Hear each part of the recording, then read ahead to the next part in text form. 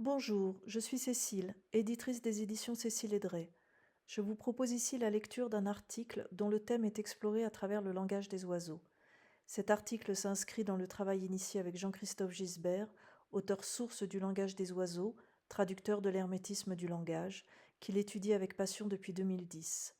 L'objectif est de comprendre les mots autrement, au-delà de leur signification apparente, et de saisir les liens subtils entre langage, inconscient et conscience. L'importance de l'eau pour la vie.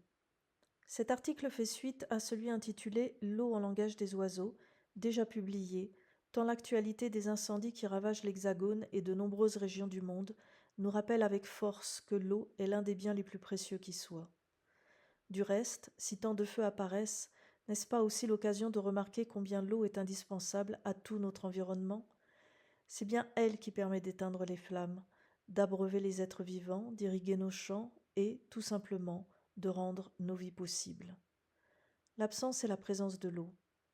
Tant qu'elle est présente, l'eau passe presque inaperçue, surtout dans nos villes modernes. Nous ouvrons un robinet, nous arrosons nos jardins, nous nous douchons, nous faisons nos lessives, nous buvons un verre d'eau, sans même y penser. Tout est normal, nous la laissons couler sans compter. Quand l'eau n'est pas présente, lorsque la sécheresse arrive, tous nos paysages familiers se transforment. Les végétaux s'assèchent, les sols se fissurent, le manque d'humidité favorise les incendies, la nature se met à l'arrêt et les récoltes diminuent. La vie n'est plus aussi confortable. Se désaltérer, se laver, fabriquer, vitaliser la terre, tout devient un défi. C'est lorsque le flux de l'eau s'amenuise ou disparaît que nous prenons conscience de son importance, car elle est l'un des 4 éléments qui régulent l'équilibre naturel de tout le vivant. Son absence nous inquiète et sa présence nous rassure, parce qu'elle nous nourrit, au sens propre comme au figuré. L'eau, une richesse primordiale. Souvent qualifiée d'or bleu, l'eau est une matière première exceptionnelle.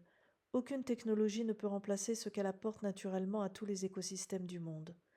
D'un point de vue spirituel, elle est aussi exceptionnelle car elle représente le principe féminin qui permet à tout être de s'incarner et d'expérimenter une vie terrestre.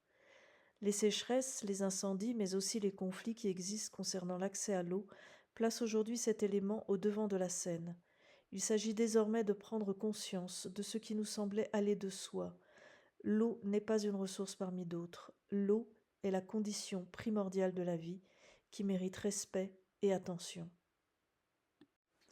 Si cette exploration vous a intéressé, vous pouvez retrouver d'autres articles et découvrir nos publications sur le site des éditions Cécile Edray. Merci d'avoir pris ce temps d'écoute.